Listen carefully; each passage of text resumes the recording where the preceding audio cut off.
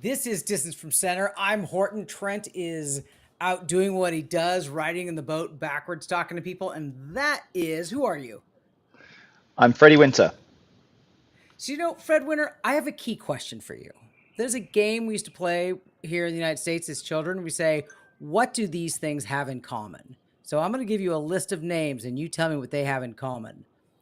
Andy Mapple, Bob Lapointe, Nate Smith, Will Asher, Fred Winter, and Thomas DeGaspery. I can see where you're going with this. I think it's people that have won the so-called Big Three tournaments in slalom water skiing, in men's slalom water skiing, I should say. Triple Crown. You have joined by winning Moomba last week. Congratulations very much. You have joined that super illustrious small group of men slalom skiers. Um, that's just the elite of the elite, and that's just amazing. It's cool actually. I mean, because someone else had texted me about that, and it's an interesting group, isn't it? Because obviously Andy and Bob are more sort of like Bob would have been in the sort of in the 80s, 70s, 80s, 90s, and then Andy 80s and 90s and early 2000s. But then the rest of us, Will, Thomas, Nate, and myself, all at the same time. So it's an interesting, group where it's always hard when someone else is winning. It's hard to win yourself. So, but we've kind of all managed to do it in the same sort of. We've overlapped at least in the time frame. So yeah, very very very cool. I'm very very happy, of course. I will say though that I think that I don't necessarily, although I did a few years ago, I used to believe in that sort of triple crown situation, but I believe in it less and less. I think that we have so many great tournaments that it's not just about winning the previously called Big Three. It's about winning all of them, I'm very happy to have done it, but I think that there's more to the sport now, and I think that's a great thing for the sport. I accept that, but I mean, all metrics are arbitrary, right? You have to be stoked looking back in history. As people look down these lists, like I was messing around with the list this morning and looking at people across all three events and overall who'd won. And it's a crazy list that includes people like Chuck Stearns that maybe you've never heard of. But to be in that elite group is fantastic. Oh, well. So, have you watched much of the tournament? Have you gone back and looked? No, no, I haven't actually, which is kind of funny because it's sort of thing I would normally do, but I've basically got out of Melbourne the very next day, and I've been with my friends from the UK out here in Bali, so I've not really been thinking about water skiing at all, like, except for having a fairly solid sense of accomplishment and well-being from the tournament itself. Well, I wanna show you your 39. It's kind of your penultimate pass, and But let but you but kind of really enjoy the it. one that's the most important pass, right? That was the one that I really had to run. Yeah, it was scary. Right. Do you make any comments leading up before I show you this pass? Where Well, I where mean, your headspace was? so I guess for those watching who maybe didn't know the details of it, I was last skier for Doc having I don't say won the first round, but led after the first round. And I needed the leading score was 1 at 41 at 10.25 from Joel. My whole the morning I was horribly nervous, and then I got to the lake, and the interesting thing was that there was a headwind. There was either a 5 or 6 mile an hour headwind on the first pass, or nothing. So I was talking to my friend Vince Stadelbauer, and he's there, and he goes, dude, you got to go 12, you got to start at 35. And that was the kind of like, am I going to do it? And then I saw Joel do it, and it worked for him. He ran the 39 into the wind. And then Thomas de Gasperi, who's as good as any skier on the Yarra, went down with the 39 tailwind. And so I was like, okay, I knew for sure at that point, try 39 in the headwind, start at 35. And I'm very happy I did. So this was like the kind of the roll of the dice, the gamble to start on a shorter line length and not get as many warm up passes. But yeah, this was me coming in having the big pass of the event, because I probably knew I could run 1 at 41 when I got there. Yeah. All right. Well, let's see it. So again, Joel's got half the next pass. Yeah, I remember how terrible this boy one was. Oh yeah, that was awful. That was so awful. Good boy two. And then Vince was very kind to me. He said I won Moomba on that boy three, and I just had to get through. And God, I haven't seen this. Yeah, and no fist throw, just kind of just get through it and get that. Yeah, but I remember the one was absolutely appalling, and what you can't see here is there's a lot of people on the bank, and from my perspective, going from 1 to 2, I'm looking up at them, and it's just terrifying. I'm gonna really struggle to see, to get through this pass, especially with how rolly it is, how tough it is to ski out there. And honestly, wasn't super confident, but managed to get it done, and very happy to have got it done, of course. Now, on the video, I think the conditions probably looked better than they were. I texted some people that were there, and they said it was awfully rough. Whereas on the video, I don't think the conditions look bad, but I look at the rest of the field, and a lot of people fell uncharacteristically early. I mean, DeGaspery going down early at Moomba is kind of bizarre. Yeah, I mean, that was exactly what I thought. When Thomas is falling around buoy 3, when he, on a place where he's won 3 times in the last 10 years, you know that it's tough. I mean, I will say probably that it wasn't the worst conditions we've seen at Moomba, and I definitely think it was easier going away from the dock to run that 39. So that's why I did it. That's why I chose it that way. But you kind of. It wasn't terrible. I don't know if you can just see there. They had tons of rollers because they had these stupid jetmen, whatever you call them, with the jet skis. Right. And so you had the rollers here. So I was terrified here coming into buoy 1 at 41 that I would hit a roller and fall. That's why I just took it very, very, very easily.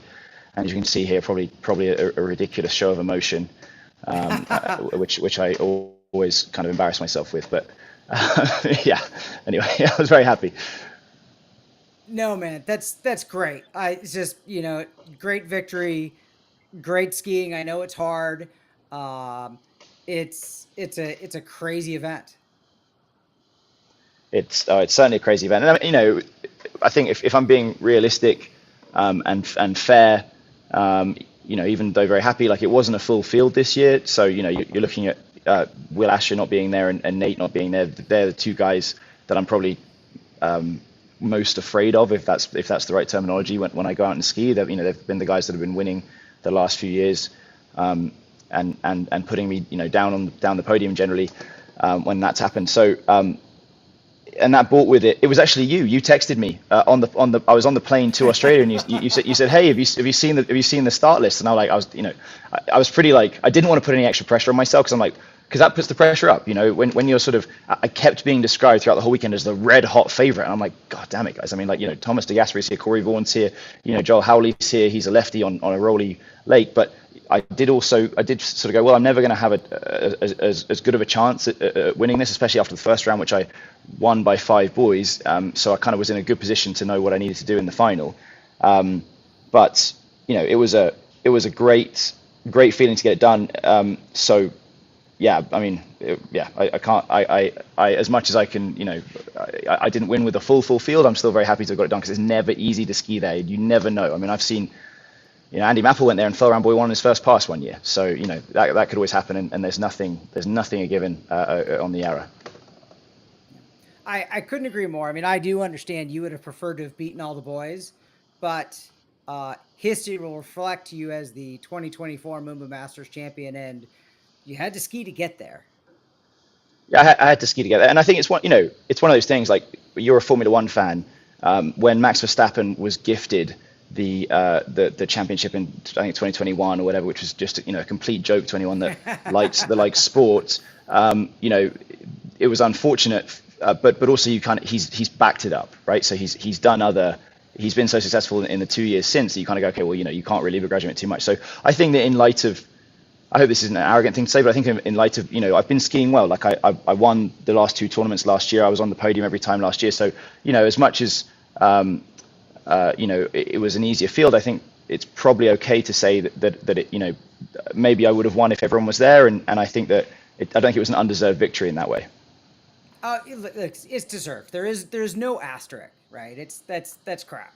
So you were obviously involved in your own skiing. Did you watch much the rest of the tournament? Do you know anything about the rest of the tournament?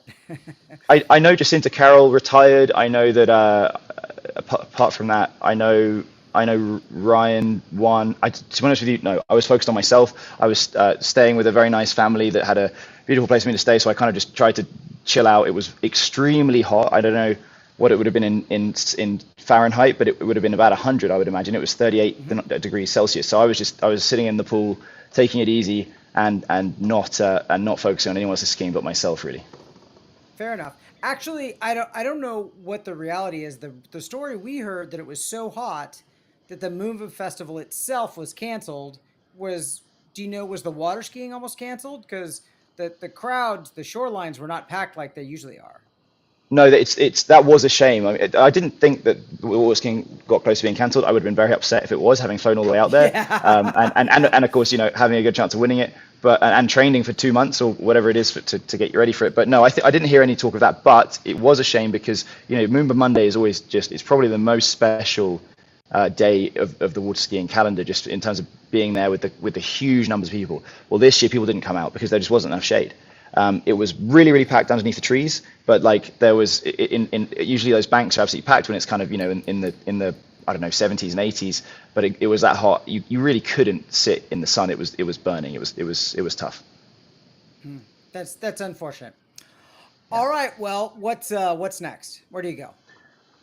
What's next? Well, I'm gonna head back to the USA at the end of this month. I'm just kind of taking a break, a little bit of headspace. It's going to be a big year. I have the next tournament is the Swiss Pro, which is 5th of May, and then after that I've qualified. I mean, let's put this the Talk about correct it. way. Go ahead. After being what was I banned? Whatever the word was, or invited not to turn up from the Masters last year because of an unfortunate incident previously. I've now qualified 3 times because I won the Botas tournament in Spain last year, the Worlds and Moomba. So out of the 5 qualifying tournaments, I won 3 of them. So I'm definitely going to the Masters. I've had a number of people say to me, you really shouldn't go. You should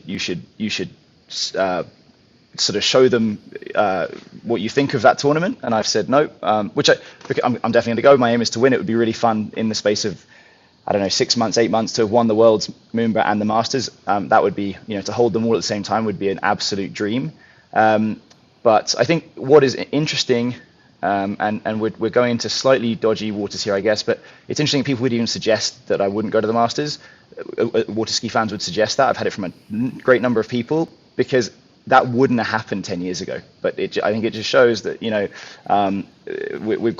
there's a lot of tournaments out there that people are seeing as comparable to that tournament, which it's an interesting thing to hear.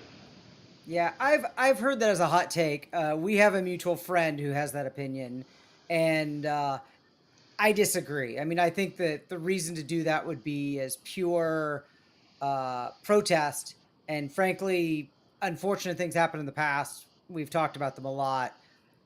You need to go to Masters and lay down big scores and compete with the boys, and that's what you're here to do. That's not your job. That's who you are.